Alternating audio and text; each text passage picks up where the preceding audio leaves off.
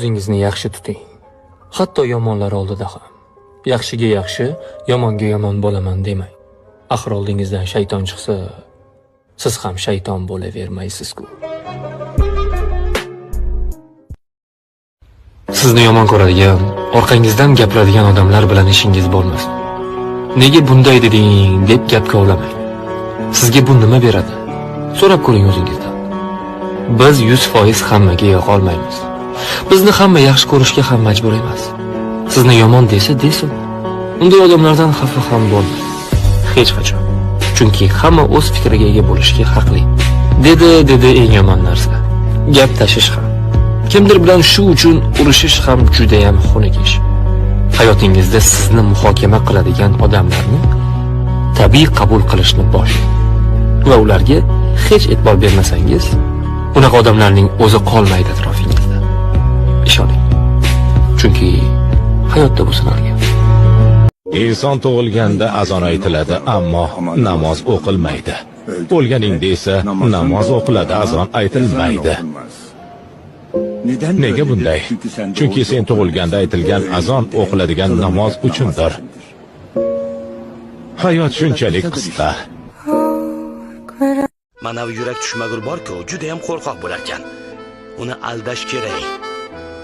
Hayotda har qanday muammoga duch kelganingda ham unga shunday deyish kerak. Hech qisi yo'q akasi, hammasi yaxshi, hammasi yaxshi.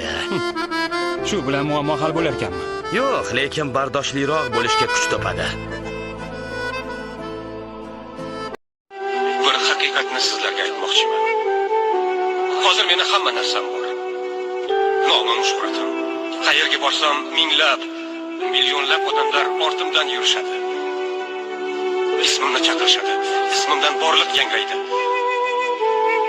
Lekin hozir hamma ana shu millionlab ovozlar orasidan birgina o'sha ovozni qidiraman. Do'stim beg'una olmasin.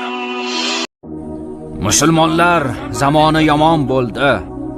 Halol yetmas, harom qiymatli bo'ldi. O'qilgan Qur'onga quloq tutilmas, shaytonlar semirdi, quvvatli bo'ldi. Harom bilan xamir tutdi dunyoni. Fasod ishlar qilgan hurmatli bo'ldi.